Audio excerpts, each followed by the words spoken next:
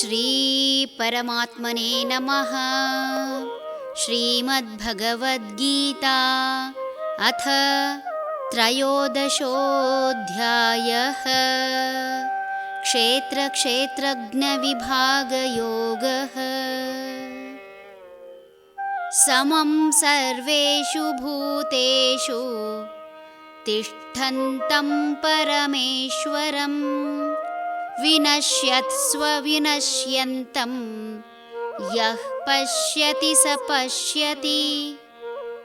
ಸಕಲ ಪ್ರಾಣಿಗಳಲ್ಲಿಯೂ ಒಂದೇ ಸಮನಾಗಿರುವವನು. ಅವು ನಾಶವಾದರೂ ನಾಶವಾಗದಿರುವ ಪರಮೇಶ್ವರನನ್ನು ಯಾವನು ನೋಡುವನೋ ಅವನಿಗೆ ಮಾತ್ರ ಸ್ಪಷ್ಟ ಜ್ಞಾನವಿರುವುದು. ನಾಶವಾಗುವ ಕ್ಷೇತ್ರ ಹಾಗೂ ನಾಶವಿಲ್ಲದ ಕ್ಷೇತ್ರಜ್ಞ ಬೇರೆ ಬೇರೆ. ಭೌತಿಕವಾಗಿ ನಾಶವಾಗುವ ಜೀವಿಗಳನ್ನು ಕಂಡು ಮರುಗುವವರು ಬಹಳ. ಜ್ಞಾನಿಗಳು ಜೀವಿಗಳ ದೇಹಕ್ಕೆ ಗೌರವ ಕೊಡುವುದಕ್ಕಿಂತ ಅವರೊಳಗಿರುವ ಕ್ಷೇತ್ರಜ್ಞನಿಗೆ ಗೌರವ ಕೊಡುವುದು. ಸನಾತನ ಸಂಸ್ಕೃತಿಯಲ್ಲಿ ಮನುಷ್ಯರಿಗೆ ಅವರ ವಯಸ್ಸು ಹಾಗೂ ಸ್ಥಾನಮಾನ ನೋಡಿ ಗೌರವ ಕೊಡದೆ ಪ್ರತಿಯೊಂದು ವಯಸ್ಸಿನವರನ್ನೂ ಗೌರವಿಸಿ ನಮಸ್ಕರಿಸುವ ಸಂಪ್ರದಾಯವಿದೆ.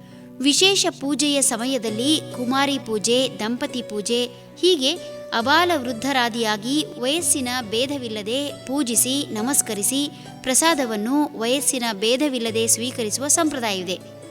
ಮನುಷ್ಯ ನಿಧನದ ನಂತರ ತನ್ನ ಮುಂದಿನ ಜನ್ಮದಲ್ಲಿ ಮನುಷ್ಯನ ರೂಪದಲ್ಲಿ ಇರಬಹುದೆಂಬ ದೃಷ್ಟಿಯಿಂದ ಆತನ ಮಕ್ಕಳು ಶ್ರಾದ್ದ ಮಾಡಿ ಬಂಧು ಬಳಗಕ್ಕೆ ಊಟ ಹಾಕುವ ಮೂಲಕ ತೃಪ್ತಿಪಡಿಸಿದರೆ, ಪ್ರಾಣಿಯಾಗಿರಬಹುದೆಂಬ ನಂಬಿಕೆಯಿಂದ ಗೋವುಗಳಿಗೆ ಗೋಗ್ರಾಸ ಕೊಡುವ ಮೂಲಕ ಉಪಚರಿಸುತ್ತಾರೆ. ಪಕ್ಷಿಯಾಗಿರಬಹುದೆಂಬ ದೃಷ್ಟಿಯಿಂದ ಕಾಗೆಗಳಿಗೆ ಅನ್ನ ಹಾಕುವ ಮೂಲಕ ಮತ್ತು ಮೀನು ಮೊಸಳೆಯಂತಹ ಜಲಚರವೋ ಆಗಿ ಜನ್ಮ ತಳೆದಿರಬಹುದೆಂದು ನೀರಿನಲ್ಲಿ ಆಹಾರ ತೇಲಿಬಿಡುವುದನ್ನು ಕಾಣಬಹುದು.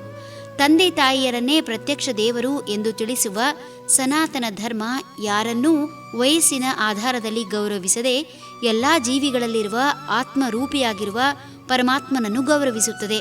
ಮರಣದ ನಂತರವೂ ಕ್ಷೇತ್ರನನ್ನು ಪೂಜಿಸುವ ಮಾರ್ಗ ತಿಳಿಸುತ್ತದೆ. ಹರಿ ಓಂ ತತ್ಸತ್.